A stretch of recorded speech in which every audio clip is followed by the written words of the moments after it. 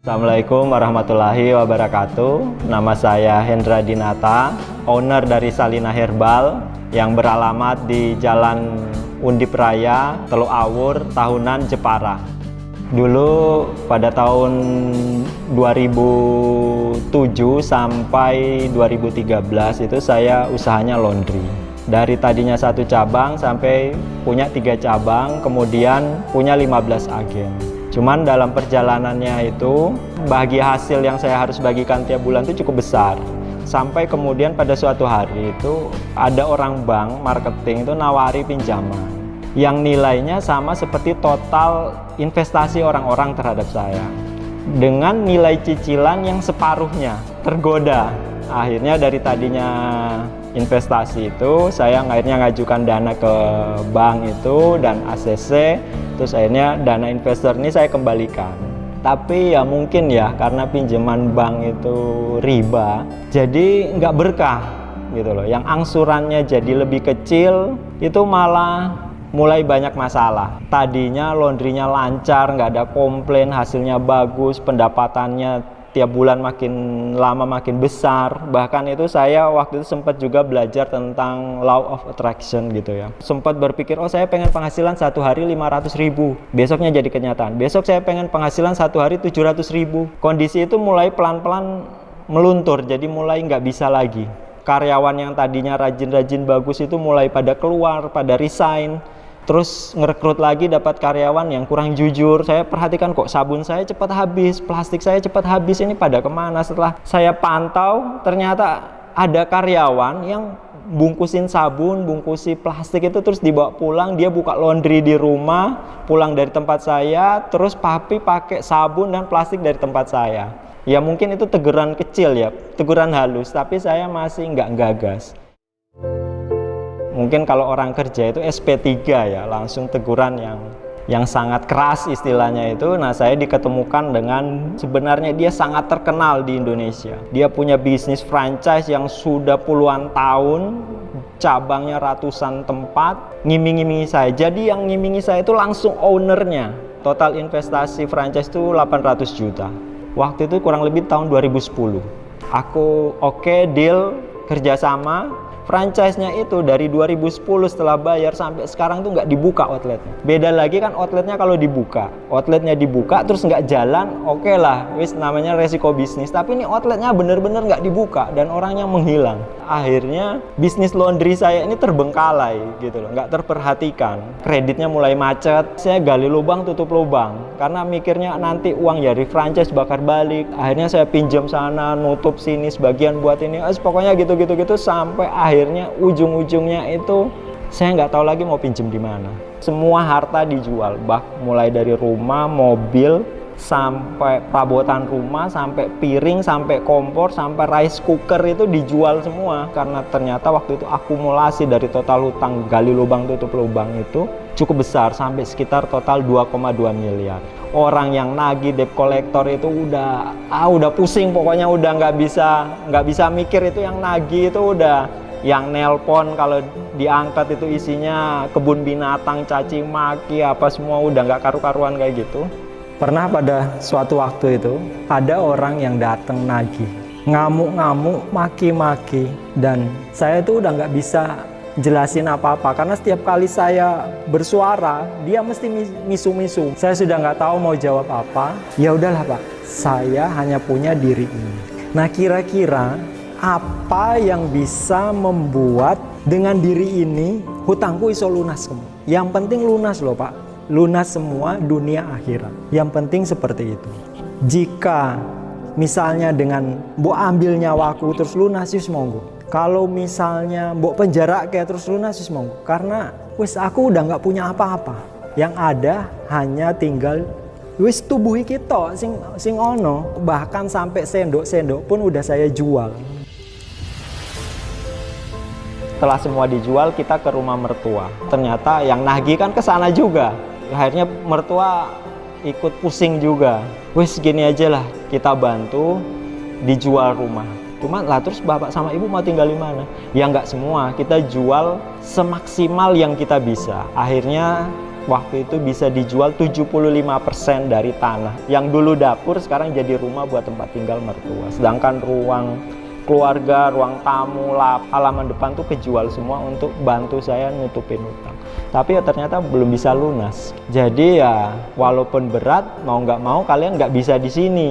Masa mau umpel-umpelan di sini gitu. Dan waktu itu saya ingat masih punya uang sekitar 700.000 kalau nggak salah. Ternyata kos-kosan buat keluarga dengan nilai 700.000 itu, wah kondisinya itu memprihatinkan. Terus wah saya nggak tega ini posisi kayak gini. Jadinya saya bilang ke istri, wis gini aja lah, kalian kos putri, saya wis nantilah dipikir nanti. Gampang, saya laki-laki gampang. Terus mereka kos, saya akhirnya gelandang. Jadi gelandangan tinggal di teras-teras masjid gitu ya. Mau beli makan nggak ada. Orang yang nelpon, yang nagih juga masih lumayan banyak. Sampai saya tuh berpikir, ya Allah ini saya kudu piye, meh makannya nggak ada. Orang yang nelpon saya sudah ceritain kondisi saya nggak mau tahu, pokoknya tetap mau nagih.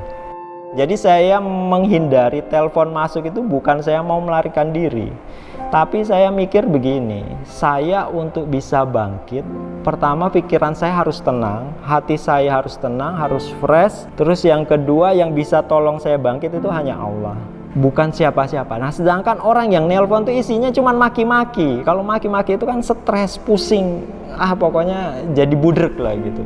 Belum juga tagihan dari sekolah. Nah kebetulan anak saya itu sekolah di sekolah swasta semua ya, SPP-nya lumayan tinggi. Jadi yang satu itu 600.000, yang satu 200.000, terus yang satu itu 800.000 karena di pondok. Nunggak 10 bulan itu misalnya satu kan udah 6 juta, 2,5 juta sama 8 juta.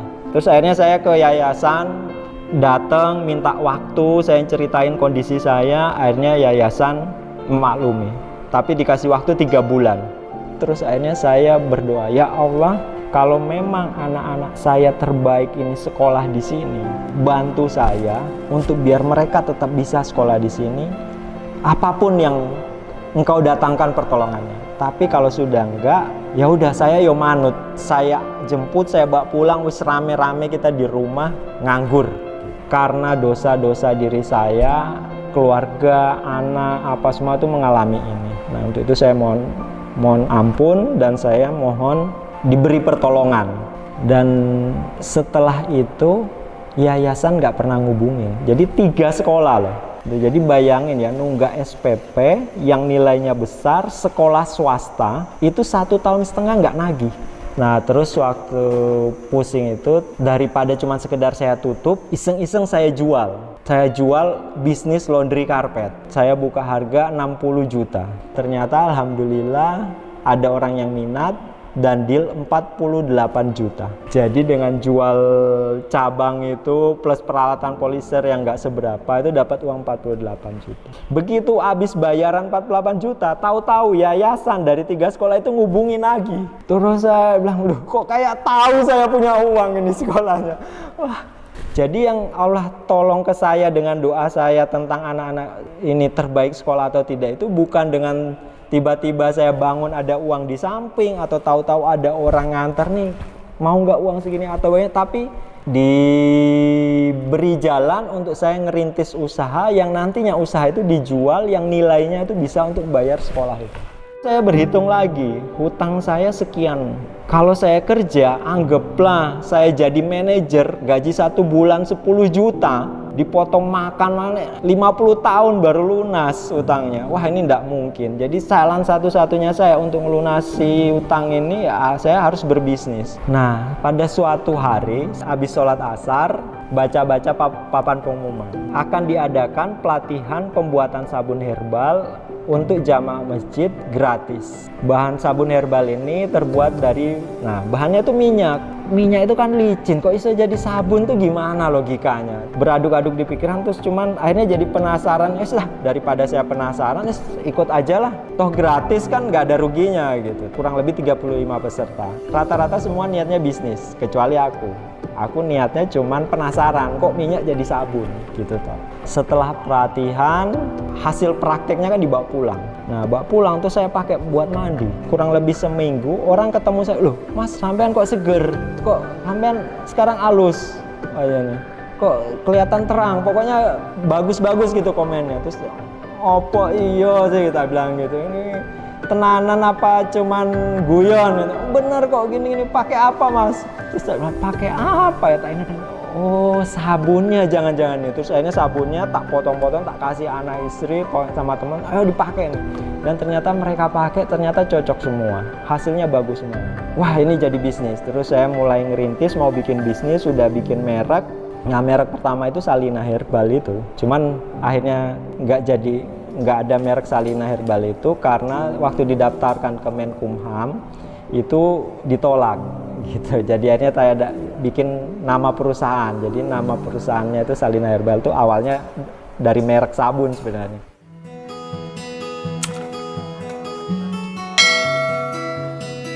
Begitu sudah jadi, terus saya bingung, ini mau dijual kemana ini sabunnya kan? Ya udahlah, kasih ke anak saya, jualan di dalam pondok. Itu tak bikin, tak kasih anakku. Terus anakku bilang, ya kali di dalam pondok sabun batangan tuh pada nggak mau, karena kan repot yo. Oh iya ya, ternyata dia punya kekurangan ini. Lah terus gimana dong? Yo dicair ke ya, kasih di botol. Caranya piye ya? Gitu. Terus akhirnya saya ngubungi guru yang ngajari, terus dia bilang, wah nggak bisa mas, kalau yang cara natural seperti ini tuh nggak bakal bisa, kata dia. Masa sih? Iya nggak bisa, kecuali begini dia jelasin, atau 2 kali proses keduanya itu dimasak. Wah saya nggak mau kalau kayak gitu, nanti kan kalau dimasak mati ininya, nutrisinya, saya bilang gitu. Terus akhirnya saya cari di Google, cari di YouTube, ternyata nggak ada. Ini pasti bisa lah, saya nyoba-nyoba sendiri. Singkat cerita ya, dari hasil uji coba saya itu kurang lebih 11 bulan, alhamdulillah bisa berhasil jadi gel. Sehari 3 kali, 2 hari sekali, atau pokoknya saya uji coba terus nggak berhenti sampai kurang lebih 11 bulan. Terus akhirnya saya mulai botolin, terus mulai jualan itu. Ya biasa ya, jualan awal itu mesti nggak laku. Nah proses nggak laku itu, saya tahu-tahu ada kenalan dia orang dari Dinas UMKM dan Koperasi Sukoharjo. Nah dibantu ikut-ikut pelatihan penjualan produk. Nah alhamdulillah dari situ mulai sabunnya laku sampai kurang lebih ya 1 bulan itu 50 botol lah. Ya udah lumayan ada hasilnya. Waktu itu saya beli botol masih eceran, kali beli 5 botol. Terus stikernya tuh digital printing. Jadi motongi satu-satu terus nempeli, kirim gitu. Modal usaha sabun itu kalau nggak salah cuman 500.000 gitu. Jadi beli bahan apa segala macam 300.000. Terus bayar orang desain stikernya itu 100.000. Pokoknya terakhir itu kalau nggak salah tinggal 100.000 itu buat beli botol sama cetak stiker. Dalam perjalanan ini istilahnya kan pasti namanya manusia itu jalanin sesuatu 1-2 hari itu masih kuat. Tapi kalau sudah berbulan-bulan bahkan bertahun-tahun, kurang lebih itu sudah 3-4 tahun saya ngejalanin dengan kondisi yang istilahnya pas-pasan ya. Sampai waktu di Solo itu kalau saya beli makan itu berusaha irit. Jadi di Solo itu pagi itu yang namanya HI itu udah buka. Mungkin kalau di kota-kota lain kan sore baru buka. Kalau di Solo itu HI itu pagi sudah buka. Nah dia jual nasi bungkus, nasi kucing itu 2.000 satu bungkus. Kurang lebih jam 10 itu saya baru ke situ makan. Jadi akhirnya itu dijamak, makan pagi sama makan siang. Makan jam 10. Itu nasi 2 bungkus 4.000 plus teh hangat 1 gelas 2.000 juga kalau nggak salah. Jadi makan sarapan dan makan siang itu 6.000 setiap hari. Nah lauknya itu sambal cuilan bandeng sama oseng-oseng kacang. Udah gitu terus bertahun-tahun kan stres. Belum lagi orang yang setiap hari telepon itu bunyi-bunyi itu, kalau teleponku geter, wah itu aku udah stres mintanya, mesti orang nagih walaupun kadang diangkat, bukan. Tapi aduh, rasanya waktu itu kayak hidup di neraka ya rasanya. Pokoknya kalau saya suruh ngejalanin lagi mungkin nggak kuat gitu. Dengan kondisiku seperti itu, Allah datangkan pertolongan lagi, seorang motivator yang sampai detik ini dampak dari motivasinya itu nggak luntur.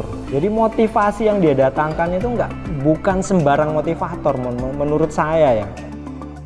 Mas Hendra ada kegiatan Enggak, setelah ini enggak ada, saya santai, longgar. Ya udah ikut saya yuk. Kemana? Pokoknya ikut aja, pokoknya enak ini gitu. Ternyata pergi ke cucian mobil. Aku disuruh turun di depan, terus keluar bawa kunci, terus tahu-tahu naik ambulans. Keluar terus buka kaca, terus Mas Hen, ayo ikut naik, kita jalan-jalannya naik ini biar nggak panasan, naik motor panasan. Loh kok ambulan tapi Pak? Ya nggak apa-apa tau kan, yang penting nggak panasan. Terus ternyata ambulan itu ke rumah sakit Muwardi Solo. Dari jauh itu kelihatan ada perawat lagi dorong kursi roda.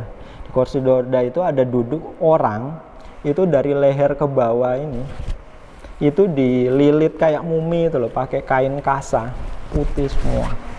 Terus di dada ini tuh sama belakang itu ada kayak pakai tameng, nggak tahu itu dari kulit apa dari besi, itu buat neken. Ternyata di sana Mas Daninya, ya naik lagi yuk kita ke sana. Terus kita naik ambulan ke sana, parkir, membantu Mas Dani ini untuk naik ke ambulan. Wah itu dia ngerinting, nangis apa, wah pokoknya serba mesake ya. Terus begitu akhirnya dengan penuh perjuangan dia bisa naik di ambulans, terus duduk karena dia nggak mau tiduran.